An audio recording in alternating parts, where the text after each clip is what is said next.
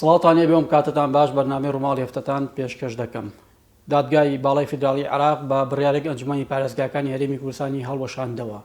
بڕیارێکی لەم شێوەیە تا چەند دەبێتە هۆی دروستبوونی بۆشایی یاسایی لە نێوان دەستگای ئیدارەکان لە هەرێمی کوردستان. هەر بۆ خۆی بنەچەی ئەم بڕیارە تا چەند بڕیارێکی سیاسیە، چونکە هەندێک لە بۆچوونەکان ئاماژە بۆ دەکەن ئەو بۆچوونانەی کە زیاتر دادگای فیدراڵی برایی لەبارەوە دەدات زیاتر بۆچوونێکی سیاسیە وەک یاسایی ئایا لە حاڵێکی ئاوادا حکوومەتی هەرێم پارێزگاکان دەتوانن تانە لە بڕیارەکە بن و من لەگەڵ هەموو ئەمانە پێم خۆشە لەسەر بابەتی ئەوەی کە ئاخۆ ئەمە تا چەند ڕێگە خۆشکەر دەبێت بۆ ئەوەی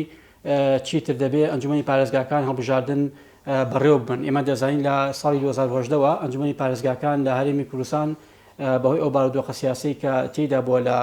قۆناغێک لە قۆناغەکان ماوەکەی بەسەر چوو، بەڵام بە بڕیارێک لەلایەن حکوومەتی هەرێم و سەرۆکایەتی هەرێم ماوەکەی درێژکرایەوە. کەی هەڵبژاردننی ئەنجومەنی پارێزگاکان لە هەرێمی کوردستان بەڕێوە دەچێت؟ ئایا بەڕێوەچوونی ئەم هەڵبژاردنەوە دەکات کە جۆرێک لە شەرعێت جۆرێک لە خاڵ لەسەر شەرعەتی ئەم یەکە ئیدارانە دابنێت؟ هەموو ئەمانە لەگەڵ کۆمەڵی بابەتی دیکە تێکەمەتەورێک و وەڵامی زیاتر لە میوانەکەم بەڕێز ئاواز حەمید ئەفەندی ئەندامی خولی چوارەمی پەرلەمانی کوردستان وەردەگرم. ئاوازتان سپاس بۆ ئەم دەرفەتە. سپاس بەوەیەوەش و بۆ داواتکردنم لە ئەو بەرنامەی. زۆر بەخێر بێت. ئاوازخان بابەتێک کە لە ماوەی چەند ڕۆژی ڕابردوو لە شەقام و میدیا و تەنانەت ناوەندی سیاسی ئێمە زۆر قسەی لەبارەوە کرا بابەتی هەڵۆشاندنەوەی ئەنجومەنی پارێزگاکان بوو با بڕیارێکی دادگای فیدراڵی عێراق. لێکەوتەی ئەم بڕیارە چی دەبێت لەسەر بابەتی ئیدارەدان و حکومڕانی ئەنجومەنە خۆجییەکان؟ بێگومان تەئسیرەکی زۆریە بیتن، چونکە نەبوونی ئەو دەستگایە لە ناو حکوومەتی هەرێم فشارێکی زۆر لۆ هەرێم دروست دەکات و هەروەها باعیسی ئەوەی دەبیتن کە ئەو دەم و دەستگایە نەتوانن ڕۆلی خۆیان ببینن بە درستی. بەس ئەوەی کە هەیە ئەمە بەخۆشمان وەکو هەرێمی کوردستان وەکو پارتی ڕەخنەمان لە دادگای فیدرالی هەیە، چونکە ئێمە دەڵێن دادگای فیدرالیش ماوەی بەسەر چووە. یعنی ئەو قەرارە کە دادگای فیدرالی دایتی زۆرتر سیاسیە هەتا یاسایی، چونکە ئەمە ملاحظەی یاساییشمان لەسەر هەیە کە دادگای فیدرالی پێویست بوو سازانی لەسەر بکرێتن لە هەموو لایەنەکانی عێراقی، لەلایەن هەموو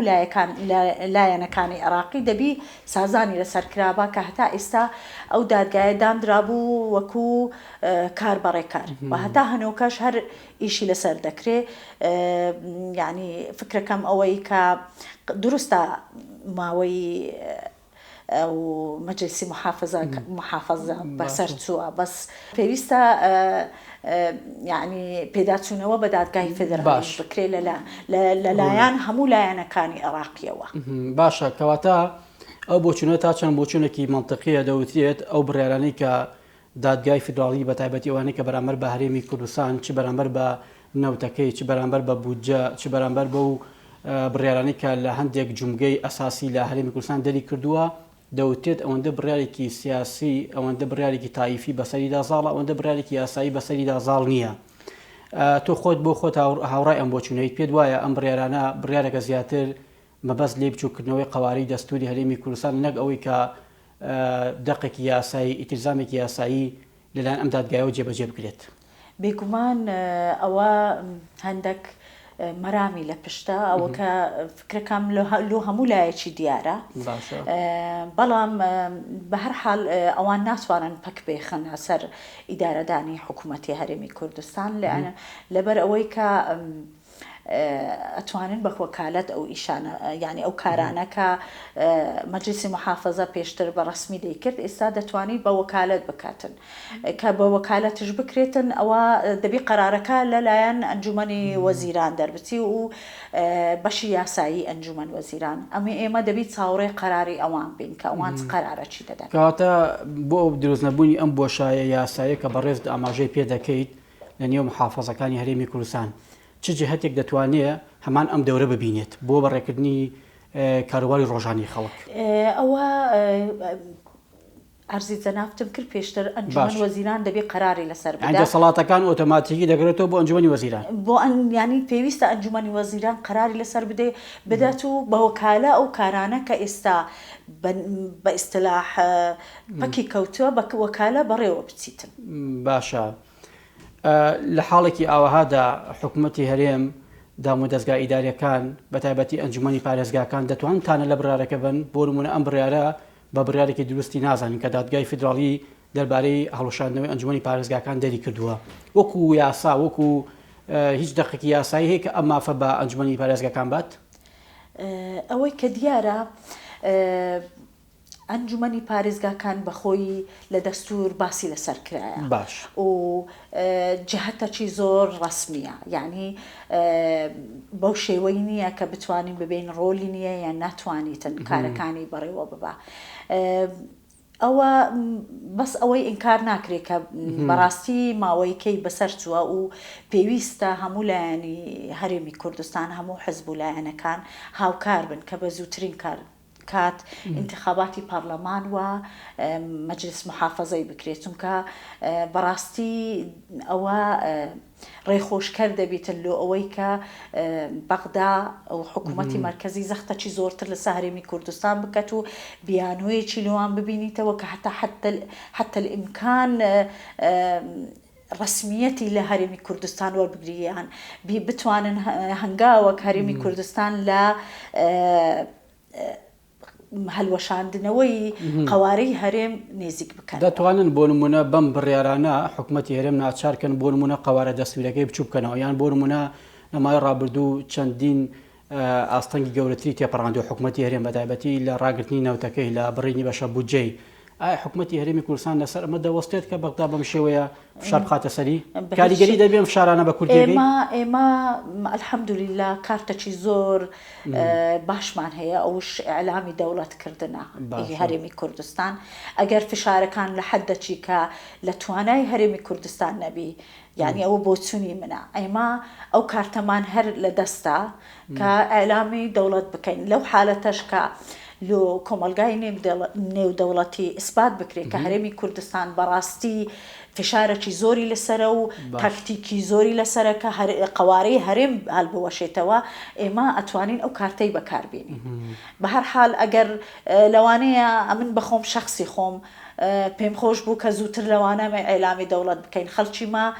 خەڵکی هەرێمی کوردستان لە دۆخەکی زۆر ناخۆش تێپەڕی بریا ئەو دۆخە هەنگاوەک بالو ئەوەی کە ئەمە بە دەوڵەت بوونمان نێزیکتر ببە. باشە ئاواسان پرسیارەکە بە دیوێکی تراکەم کەواتە لە حاڵێکی ئاوەهادا بەڕێوەچوونی هەڵبژاردننی ئەنجومەنی پارێزگاکان پەرلەمان ئەمە تا چەند گرنگە بۆ ئەوەی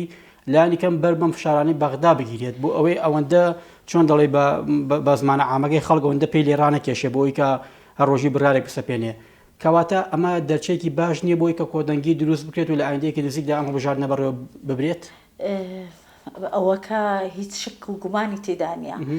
پێویستە هەموو لایەنەکان چونکە ئەوە وەکو کەشتیەکە بێن سەفینەیەکە کامە هەموو تێداینا هەموو لایەنی کوردی و هەموو حزبەکان هەموو ئەوانەی کە شریکن لە هەرێمی کوردستان تێدانە یعنی ئەوە ئەگەر هەرێمی کوردستان ئەو قوارەی هەرێمی کوردستان یعنی تانەی لێ بدرێ ئەمە هەمومان زەرەر دەکەین پێویستە زۆر زۆر بە جددیتر و بە احساسەکی یعنی احساسەکە بیکە کۆدەنگی کامل هەبی لەسەر ئەو بابەتەی ئەگەر ملاحظەی بکەن ئێستا سونە و عەرەب سونە و شیعە چەند اختلافیان هەیە لەگەڵ یەکدی بەس وەچی بابەت دەبیتە کوردی هەموو کۆدەنگ دەبن لۆ ئەوەی کە دەنجی خۆیان بەسەر بۆ تاوکردنی وەڵامەکانی بەڕێز دەر ئەمڕۆکە لە ئەسنای ئەم گفتوگۆیی کە من و تۆ ئێستا دەیکەین پەرلەمانی عێراق سەبارەت بە پارێزگابوونی هەڵەبجە بەڕێوە دەچێت بەڵام ئەوە چەندین کۆبوونەوەیە دوا دەخرێت یعنی ئەمە وا دەکات بۆ نمونە ئێمە زیاتر کۆ بکاتەوە ئەم یەکدەنگیە ئەم یەک ریزەی کورد لە ناوخۆدا بۆ ئەوی بکرێت بە پاکێجێکی هاوبەش و بەرامبەر هەموو ئەم فشارانە بوەستین ئەم یەک ریزێ دەبینیت ئێستا بەڵێ هەتا حەدەکی زۆر کۆدەنگی دروست بووە ئینشاءڵڵا ئێمەش دەتوانین بگەینە ئەو مەرحەلەی و بە پارێزگابوونی حەڵەبجە یارمەتیەکە و یعنی مسلمەمترمان دەکە کە بە زووترین کارت انتخاباتی پارێزگاکان بەڕێوە ببین. باشە لە ئەگەری دواکەوتنی هەڵبژاردننی ئەنجومەنی پارێزگاکان دەتوانین بڵێن بۆشایە یاسایەکە گەورەتر دەبێت و دەبێت خەبی لێ بخورێت یعنی بەدەمەوە هاتن هەیە ئاوەستان بەجددی پێویستە یعنی ئەوە ڕخنەیەکی زۆر گەورەیە کە لەوانەیە ئەو ڕخنەیە یعنی وڵاتانی دەوروبەرشمان بگریتەوە لەو بابەتەی چونکە و دەستگایەکی یعنی دەستگایەکە کە بە دەستور ئەترافی پێکرایە پێویستە بەجددی وەربگرین بەڕاستی ئەوە تشتێک ئینکاری لێ ناکرێت. ئەنجومەنی پارێزگاکان لە سیستمی سیاسی و ئیداری دنیا ینی سیستمێکی گرنگە بۆ وەکو پەرلەمانێکی ناوخۆیی سەیر دەکرێت بۆ بەڕێوەچوونی کاروبارەکانی خەڵک. تۆ بۆ خۆت حەز دەکەم وەکو ئەندامی خولی چوارەمی پەرلەمان کە حتمما چاودێربی لەسەر کۆمەڵێک بابەت لە ئەدا و ڕۆلی ئەم ئەنجومەنانە ڕازی بوویت؟ وڵی ئەوانە ڕۆلی خۆیان هەبووە یان حەدی ئیمکان بۆ نمونە ئەوەی لەسەر شانیان بۆ کردویانە بەس ئەمن ناتوانم ببێم ئەمن ڕەخنەم لە ئەنجومەنی پارێزگاکان هەیە لەوانەیە دۆخەکەوە بوو یەکە دەسەڵاتی زۆری نەدایتە ئەنجومەنی پارێزگاکان ئەمن دڵنیامە ئەگەر دەرفەتیان لۆڕەقسابە ئەکید ئەوان دەورێکی زۆرتریان دەبوو. کەواتە شۆڕکردنەوەی دەسەڵاتەکان خزمەت بە پەرەپێدانی ئەنجومەنەکان دەکات؟ بە دڵنیاییەوە. باشە. بابەتی پەیوەندیەکانی بەغدا هەولێر هەمیشە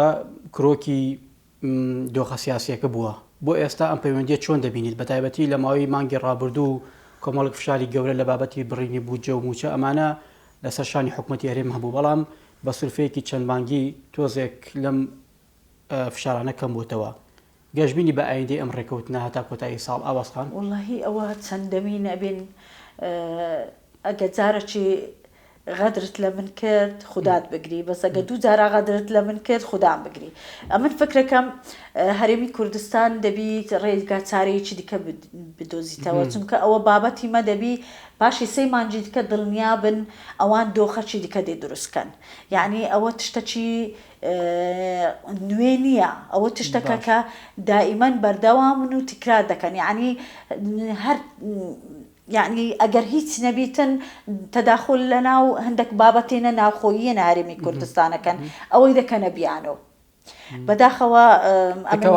من گەشتبین نیمە بەس ئینشاءڵڵا ئەوها نابی. ڕێگە چارە چیە بۆی حکومەت لە هەموو ئەم گوشارە ئابووری و سیاسی کە لەسەرێتی دەرچێک بێزێتەوە دەبێت لەکوێوە دەست پێ بکات؟ ئایا بە تەنها بەیەک ڕزینەوە خۆ دەکرێت خۆ ئێستا بۆ نمونە بابەتی ڕاگررتی نەوتەکەی گەورەترین زەربەی لە هەرێمی کوردستانیەوە کەواتە دەبێت بە دوای دەرچێکی دیکە تا بگەڕێکە ئەم ڕێڕەوە ئابووریە بازرگانی بدۆزێتەوە یا چی؟ وڵا دەریچ ئێستا زۆر زەحمەتە ئەو کەمە دەریچەیەکی دیکە ببینینەوە باشە چونکە پێشی ئێستا ئەمە داهاتەکمان لە نەوت دەست دەکات ئێستا بە یاسایی ئەوان ئەو دەرکیان لە سەما قەپات کرد یعنی ئەو قەرارەکە لە فەڕەنسای دەرچوو دادگای پاریس بەڵێ ئەو کە دەرچوو ئەوە زۆر تەئسیری لە هەرێمی کوردستان هەبوو ئێمە پێویستە فکر لەو دۆخەی بکەینەوە کە بەغدا هیچ وەختەچی یارمەتیدەری هەرێمی کوردستان نابی لۆ هەلکردنی مەشاکلی ناوخۆی هەرێمی کوردستان ئێمە دەبی بابەتەکی سیاسی لە ناو خۆمان ینی کۆدەنجیەکی دروست بکەین کە تەنها چارەکە سەربەخۆبوونی هەرێمی کورد یعنی هەرێمی کوردستانە. باشە لە ساڵیادی ڕێفراندۆم زۆر باسیێن بۆ چوونە دەکرای ینی کاتی ئەوەیە بۆ نمونە سەرکردایەتی کورد بابەتی ڕێفراندۆم ڕابگەێنێ بۆ نمونە بابەتی سەربەخۆیی دەوڵەتی دروستبوونی دەوڵەتی کوردستان ڕاگەێنێت پێ دوایە سەروەخت و ماوەکەی گونجاوە بۆم بابەتە ئەمن فکر دەکەم ئەگەر بەغدا ئەو گوشارەی لەسەربی تەنازولەکی زۆر دێل و هەرێمی کوردستان کات ئەگەر ئەو ترسەی هەبی کە بەڕاستی هەرێمی کوردستان ئەو دۆخەی دێتێ پەڕین و ئێلامی دەوڵەتی دەکا ئەوجا ئەمن فکرەکەم ئەوە دۆخەکەی زۆر دێ حەلکە لەوانەیە ئەوان لە حەدەکی زۆر هەنگاو بێنە پێشتر لۆ ئەوەی کە یعنی نەگەینە ئەو مەرحەلەی. باشە خواستی نێودەوڵەتی بۆ ئەمە چی دەڵێت؟ بۆ نمونە پێشگیری وڵاتانی هاوپەیمانان نەتەوەیەکگرتووەکان بۆ ئێستای دۆخی هەرێم چۆنە؟ یعنی باز دەکرێت بۆ نمونە دەوترێت قەوارەی دەستوری هەرێم مەترسی جددی لەسرە فەلەنەمە وایە نەمە تەنها هەڵایەکی ئەلامی گەورەیە دروست ئەکرێت؟ والله ناتوانین ببین بەو شدەتەی بەس هەر ئەو هەدەفە هەیە یعنی ئەو يعني أو ما بستلا بغداية هي كأو قواري هالبوشين نوش لطريقي مادي خلق كي خان بدن وخلق كي مساعدة دني خلق كزور يعني قلت مرحلة شيكا لوانية غازي بن بويكا برو نسر بغداد وقواري هريم هالبوشيتوا بس أما وكو حزب بەڵام ئاواسان خۆ چەند جارێکم هەوڵە درراوە لە مای ڕابردووشدا بەڵام حکوومەتی هەرێم و خودی پارتی بە نەتیجەیەکی باشەوە لەم شکستانی کە بۆنە بەسەری داهێنراوە دەرچووە بۆ ئێستاش گەشتبین بین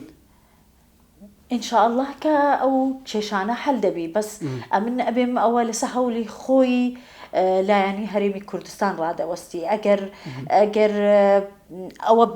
بوتسوني خوما أجر أو زخته أجر أو باوريان هبي كهرمي كردستان أو جرأتي أدتخو كإعلامي دولتي بك باور كان فكركم أوان بهمو شيويك يعني نرمي دنمين لهرمي كردستان باشا دربارەی هەڵبژاردننی پەرلەمان حەزەکەم یەک دوو پرسیارێک بکەم لەم ساڵدا لە ساڵی داهاتوو کە مانگی 2025 دوو دەکات وەکو ئەوادەی کە سەرۆکایەتی هەرێم دیاری کردووە ئەم هەڵبژاردنە بەبێ گرفت بەڕێوە دەچێت ئاوازخان ئەوەندەی ئاگادار بن من لو باوڕی داما هیچ کێشەیەک تێدا نییە چونکە لەوانەیە هەندێک لایەن زۆر ڕایان لەسەر نەبیتن بەس ئەوە بابەتەکە کە ئەگەر ڕایان لەسەر بیان لەسەر نەبی هەموو لایەنە قەناعەتیان هاتی ئەگەر لەسەر حسابی زەرەرکردنی هەندێک لایەنەکەش بیتن ڕازی دەبن لەسەر ئەو مۆزوعی چونکە ئەو بابەتە زۆر جددیە دواکەوتنی ئەم هەڵبژاردنە مەترسیەکان گەورەتر دەکات لەسەر قەواری هەرێم بەدڵنیایی یعنی ئێستا بابەتەکی دروست کردیە کە ئێستا بین هیچ دەستگایەکی شەرعی لە ناو هەرێمی کوردستان نەمایە یعنی ئەوە بەڕاستی خەتەرەکی گەورەیە یعنی ئەگەر ئەمە بتوانین ئیدارەی خۆشمان بدەین بە وەکالەت بەس هەر ئەوە ڕەخنەکی زۆر گەورەیە ئەوەش كوا دقيني بنبونا وأير يعني بيشان دراي لكم والقايني ودورتي كمالي كرد بهيج شوية شريك نخرأة. دتوان أميونية شاك بكينوا برامبر بدنيا دروا أجر بينك قريمة ناشرين كرابي برامبر بدنيا دروا. شلون دتوان أميونية بخينوا شوني خوي أواسقان. تنها بتبايو يكخستني مالي كرده. استا يعني بس ام يخصنا يعني اواسخان بولا راتقرن بو دروز نابير يعني بو نمونه بارتي لسرمو حزب كانوا داوي ام يغريزي دكات ديكيتي داوي دكات غورانا داوي دكات بلان امر واقعه دبينين بيچوانكي راستا اما تنها برجوندي شخصي وحزبي ودكات ك ام يك دنگي ام يك رنگي ام يك غوتاري دروز نبياتي أمن فكرة كم أول سر مصلحتي هندك لا يعني مصلحتي يعني تيدانية يعني مصلحتي الشخصية يعني حزبية يعني تيدانية كلسر حسابي ملتشي مصلحتي يعني لا عينك لوان مهم ترى لو موضوعي براستي أول زي قايدة خا بس دبي قابلة دبي أوانش ئێستا مە گەیشتینە مەرحەلەی مە گەیشتینە سەپات وەچی گوتی سەر بێت پارتگاه نظام هەڵدێر ئەمە خەریکە بەرەبەرە لە هەڵدێری نزیکە بینەوە ئەگەر ئەمە ماڵی کورد ڕێک نایخین ئەم یەک ڕێزیە ئەم یەک دەنگەی کورد چەندێکی لە هەرێمی کوردستانە چەندێکی لە بەغدایە ینی بۆ نمونە بە تایبەتی فراکسیۆنە کوردیەکان ئێمە بیریمان لە دوای چوونی بەڕێز سەرۆکی حکوومەت بۆ بەغدا کە بە یەک دەنگ بە یەک ڕەنگ هەموو فراکسیۆنەکان لە پشتەوەی سەرۆک وەزیران وەستان کە ئەمە وێنەیەکی باشی نیشاندا بەرامبەر بە کۆمەڵگەی نێودەوڵەتی ئەم یەک دەنگیە لە کام لایەنی پێویستە زیاتر والله لە هەموو لایەک پێویستە هەم لە ناوخۆی هەرێمی کوردستان هەم لە بەغدا ئەوەی کە دیارە لەوانەیە ئەو یەک ڕێزەیە کە ئێستا دروست بووە لەوانەیە لە فترەی پێش ئێستا دروست نەبووە باشە هەنگاوەکی زۆر باشە لەوەی کە ئەمە بتوانین لە ناو خۆشمان خۆمان ڕێکەواتە بەم تێگەشتنە بێ لایەنە سیاسیەکان هەستیان بە مەترسی قۆناغەکە کردووە بۆیە بەم شێوەیە سەرقاڵی ئەم دروستبوونی ئەم یەک ڕێزیان وڵی زروف و سیاستش ئینسانیە گۆڕی لەوانەیە ئەوانش گەیشت بنە و مەرحەلەی کە مەسلحەتی کورد سەروی هەموو مەسلحەتەکانە ئیلایەنەکان. باشە بۆچی لەم بابەتە زیاتر چاو لەسەر پارتیە؟ یعنی بۆ یەک ڕێزی بۆ یەک دەنگی کورد هەمیشە دەبێت پارتی مبادرەی هەبێت، چونکە پارتی زۆرترین لایەنگری هەیە و پارتی هەتا ئێستا تەجروبەی زۆر باشی لە ئیدارەدانی حکوومەت هەبووە و خۆشی ئیسپات کردیە و لە هەموو زروفە نەخوازراوەکان پارتی یعنی تەنازولی کردیە لەلایەنی دیکە، یعنی لە گەورەی خۆی لەسەر حسابی خۆشی بووە، لەسەر حسابی خۆشی بووە هەتا یعنی هەتا حدەچی زۆر یعنی من بەخۆم شخصی هەندێک جار ڕەخنەم هەبوو ئەم نەگوت یعنی لۆ دەبی پارتی هەندە تەنازولی بکەتن بەس سەبارەت بەوەی کە لایەنەکان پێک بێن، یعنی پارتی لەسەر حسابی خۆی زۆر سەری نواندووە لۆ هەموو لایەکچی. بۆ ئێستا و داهاتوویش هەمان ڕوئیا و بەرنامە بیرکردنەوەی هەیە بۆ ئەم یەک ریزێ؟ وڵی ئەوەی کە دیارە پارتی ئەو سیاسەتی پارتی سیاسەتێکی زۆر دروستە لەوانەیە ئەمن بە کورتی تەماشی ئەو بە کچکەی تەماشی ئەو مۆزوع ئەم کردبی بەس ئەوان زۆر دووربینتر و گەورەتر ئەو بابەتەی ئەبینن. زۆر سپاس بۆ ئاواز حەمید ئەفەندی ئەندامی خولی چوارەمی پەرلەمانی هەرێمی کوردستان، سپاس کە ماندوومان کردیت. زۆر سپاس بۆ ئێوەش، دووبارە بەخێر بێت. بینەرانی بەڕێز و خۆشەویست هاتەوەرێکی دیکە و بەرنامەیەکی دیکە شاد و بەختەوە بن.